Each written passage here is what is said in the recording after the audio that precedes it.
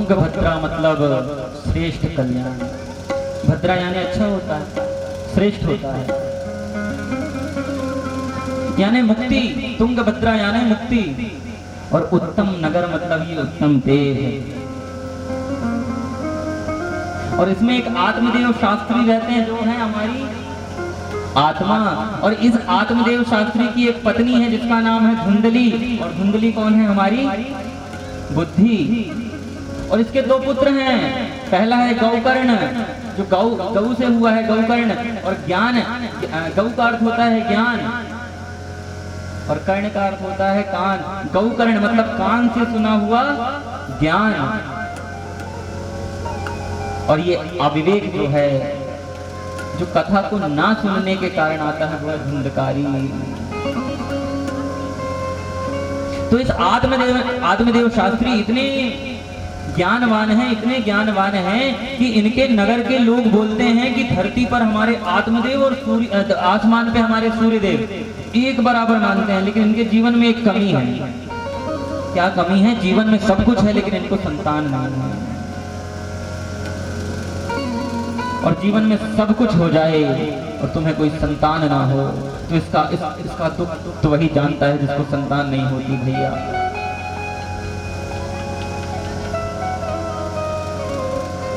इस दुख को तो वही जानता है जिसको संतान नहीं होती। राजा दशरथ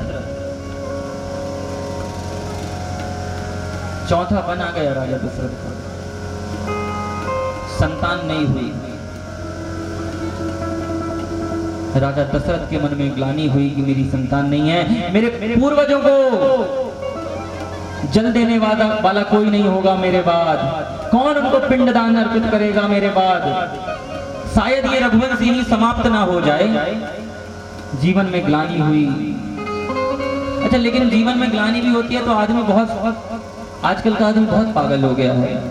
आज ही हमारी चर्चा चल रही थी एक जगह बैठ करके, तो आदमी दुखी होता है थोड़ा सा तो बाबा, पंडा, पढ़िया, जड़ी बूटी, कुड़िया वाले बाबा, पर्चा वाले बाबाओं के चक्कर में पड़ जाता है। वो अपने गुरु को भूल ही जाता है। राजा दशरथ के जीवन में भी पुत्र नहीं है। उनको कितनी ग्लानि हुई होगी, लेकिन उन्होंने इधर उधर का मार्ग प्रशस्त नहीं किया। उन्होंने मार्ग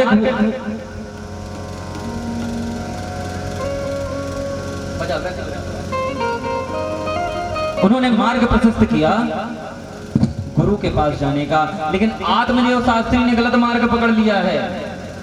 एक राजा दशरथ हैं जिनके जीवन में पुत्र नहीं है लेकिन वो गुरु के पास गए और ये अलग अलग प्रयोजन कर रहा है। मेरे पुत्र कैसे हैं? पुत्र नहीं है। लोग ताना देते हैं कि तुम्हारे पुत्र नहीं है, तुम्हारे घर में जो तुम वृक्ष लगाते हो वृक्ष सूख जाता है, जो तुलसी का बिरवा तुम लगाते हो वो तुलसी का बिरवा सूख जाता है, गाय तुम्हारे आंगन में जो बंधी है वो गर्भावस्था को प्राप्त नहीं करती है, तुम्हारी पत्नी को कोई संतान नहीं होती है।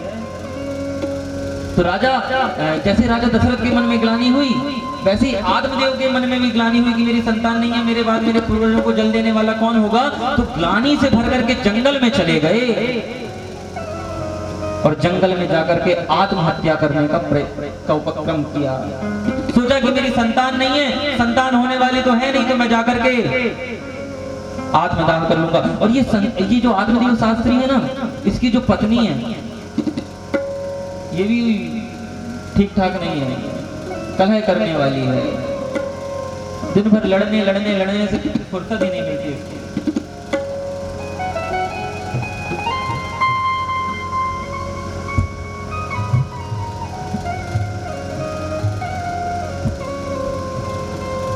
धुंधली जो है इसकी पत्नी,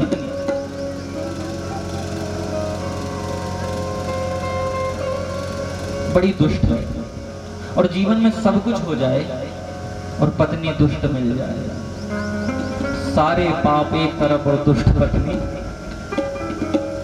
एक तरफ। कैसी है बताऊं कैसी है? लोक वार्ता रतः क्रूरा प्रायसो बहुजल पिका। गिनना, लोक वार्ता रतः क्रूरा प्रायसो बहुजल पिका सूरा चाग्रह कृतेषु कृपणः कलह प्रिया। इसको गप्पे हाँकने में बड़ा मजा आता है। दिन भर इससे इधर उधर की बातें करवा, लोक वार्ता रतः क्रूरः प्रायसो बहुजन। दिन भर गप्पे हाँकती है, लोक वार्ता ही में रत रहती है, भगवान की तो कोई चर्चा ही नहीं है। बड़ी क्रूर है, कब किसके बच्चे को पकड़े और कब चांटा लगाते कोई भरोसा ही नहीं है इसका। बहुत खाने पीने वाली है, दिन भर इसकी चक्की चलती रहती है, खाती रहती है। लेकिन एक गुण भी है इसमें। बोले क्या गुण है? बोले सूराचाग रह रखते, घर का काम करने में बड़ी अच्छी है, घर का बड़ा अच्छा काम करती है। कृपणा, कंजूस है एक नंबर की, कभी कथा में 10 रुपए नहीं चढ़ाती। कलह प्रिया, दिन भर लड़ाई झगड़ा करती है अपने पति से। देखो सब अपनी अपनी पत्नी के बारे में सोच रहे होंगे, ये तो बगल में देख रहे हैं कौन कौन से गुण मैच हो रहे हैं। चला छोड़ तो लूं, नहीं आप ये अच्छी हैं,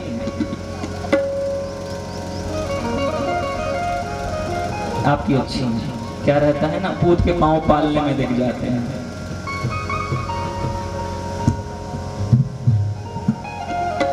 दुष्ट पत्नी पर एक तो कष्ट है, दुष्ट पत्नी है, दूसरा संतान नहीं है, तो चले गए हैं वन में आत्मदाह करने के लिए।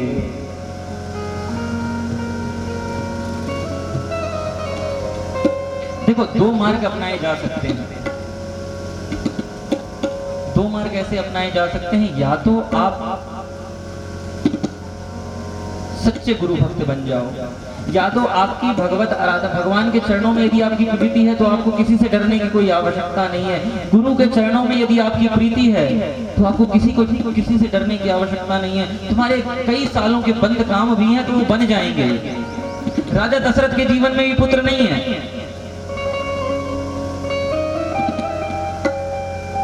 एक बार भूपति मन माही, एक बार भूपति मन माही, एक बार भूपति मन माही। भई गलानी मोरे सुत नाही, भई गलानी मोरे सुत नाही। एक बार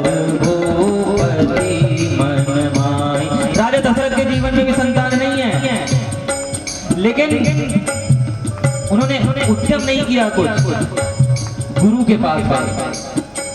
गुरु कह गया तुरंत मैं पाला, गुरु कह गया तुरंत पाला, गुरु कह गया तुरंत मैं पाला, गुरु कह गया तुरंत पाला। चरण लागी करी विनय विशाला, चरण लागी करी विनय विशाला। राजा दशरथ के जीवन में संतान नहीं है और एक बार ग्लानि हुई। यहाँ ये आत्मदेव शास्त्री रोज मर रहा है, क्योंकि पत्नी भी क्रूर ही है ना, पत्नी भी अच्छी नहीं है। परेशान तो आदमी वैसे ही परेशान, एक और दुष्ट पत्नी मिल गई है, डबल दुख है जीवन में। राजा दशरथ के जीवन में एक बार क्यों ग्लानि हुई? राजा दशरथ बैठे हैं अपनी सभा में और इसी समय पर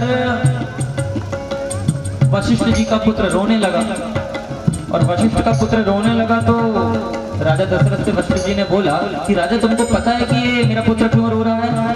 बोले क्यों रो रहा है बताओ। खिलौने के लिए रोता होगा बच्चा है। बोले नहीं, खिलौने के लिए नहीं रो रहा है, मेरे जैसे ज्ञानवान पुरुष का बच्चा है, तपस्वी का बच्चा है, ऐसे सामान्य लोग चीजों के लिए नहीं रो सकता। तो बोले क्यों रो रहा है? बोले ये इसलिए रो रहा है कि मेरे पिताजी तो राजा दशरथ के गुरु बन गए, मैं किसका गुरु बनूंगा, क्योंकि राजा दशरथ को तो कोई संतान ही नहीं है, इसलिए। भूपति मन माही, एक बार भूपति मन माही। भई गलानी मोरे सुत नाही, भई गलानी मोरे सुत नाही। बहुत सारे कारण हैं एक बार ग्लानि के। कभी राम कथा होगी तो मैं आपको विस्तार से बताऊंगा। अब तो मेरा गोटे गांव में आना जाना लग गया है, क्यों सत्यम। तो राजा दशरथ